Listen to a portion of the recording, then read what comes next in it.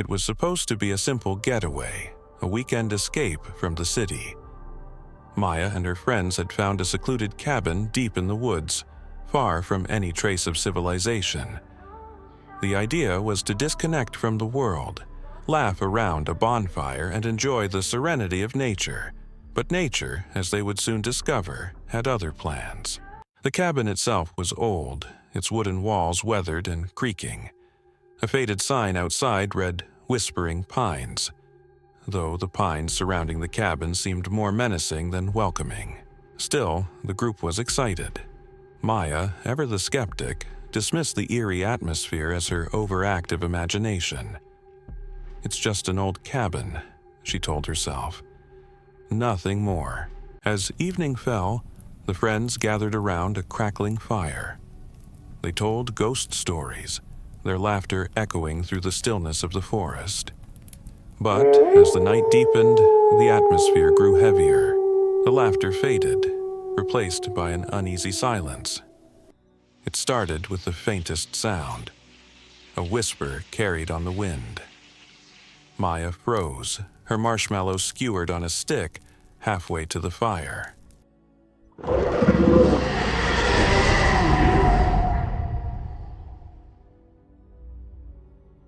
"Did you hear that?" she asked, her voice barely above a whisper. Her friends exchanged nervous glances. "Hear what?" Alex, the group's self-proclaimed skeptic, replied. "I don't know," Maya admitted, her eyes scanning the darkness. It sounded like someone whispering. "It's just the wind," Alex said dismissively. But Maya wasn't convinced. The whispers grew louder as the night wore on, an unintelligible murmur that seemed to come from all directions. The group tried to ignore it, chalking it up to their imagination. But then came the footsteps, soft, deliberate, and unmistakable. They echoed through the woods, approaching the cabin. Panic set in. Alex grabbed a flashlight and shone it into the trees. "Hello?" he called out, his voice trembling. No answer. The footsteps stopped, but the oppressive silence that followed was somehow worse. "Maybe it's just an animal," Lisa offered, her voice shaky. But even she didn't believe it. The group retreated inside the cabin, locking the doors and drawing the curtains. They huddled together in the small living room, the only sound the crackle of the dying fire in the hearth. The whispers, however, did not stop. They seemed to seep through the walls, growing louder and more insistent. Maya tried to make sense of it. "Maybe it's the wind hitting the trees," she suggested, though her voice betrayed her fear. But as the whispers grew clearer, they realized it wasn't the wind. It was voices, multiple voices, speaking in a language none of them recognized. Suddenly, the lights flickered. The group gasped as the room plunged into darkness. Alex fumbled with the flashlight, his hands shaking. When the beam finally cut through the darkness, it landed on the far corner of the room. And there, standing in the shadows, was a figure. It was tall and humanoid, but wrong in every conceivable way. Its limbs were too long, its head tilted unnaturally to one side. The flashlight's beam flickered as Alex's grip faltered. The figure took a step forward, its movements jerky and unnatural. Its eyes, if they were eyes, glowed faintly, reflecting the dim light. "Run!" Maya screamed, but there was nowhere to go. The figure moved closer, and as it did, the whispers crescendoed into a deafening roar. The group scrambled to the back of the cabin, desperate to find an escape. Lisa yanked open a door, revealing a narrow staircase leading to the basement. "Down here!" she yelled. One by one, they descended into the dark, musty cellar. The air was thick with the smell of damp earth and decay. Alex pulled the door shut behind them, plunging the group into near-total darkness. They held their breaths, listening for any sign of the figure above. The whispers stopped. For a moment, there was only silence. Then came the scratching. It started at the door, slow and deliberate, like nails dragging across the wood.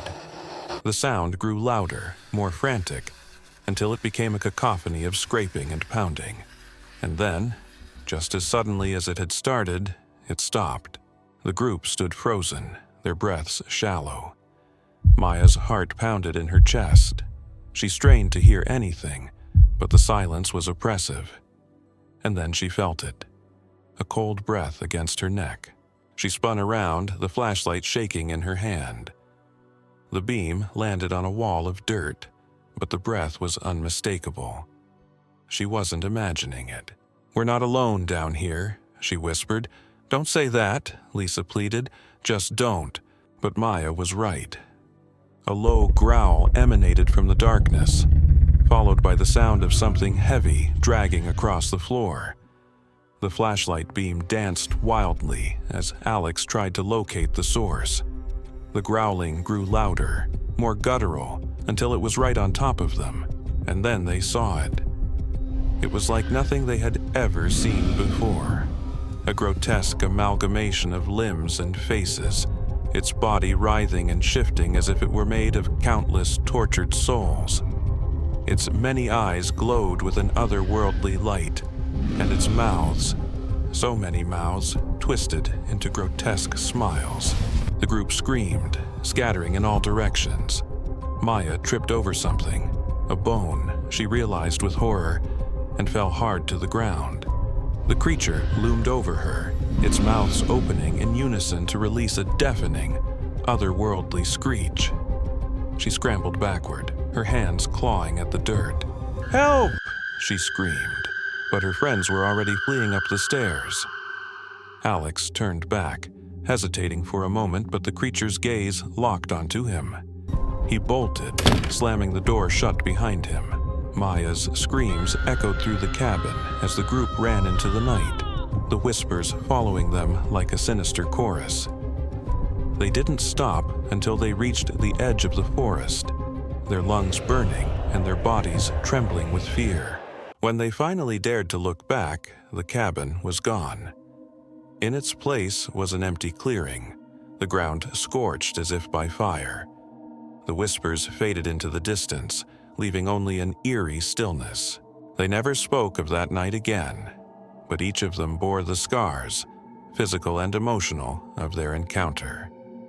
And deep in the woods, where no one dared to tread, the whispers continued, waiting for the next unsuspecting visitors to wander too far into the darkness.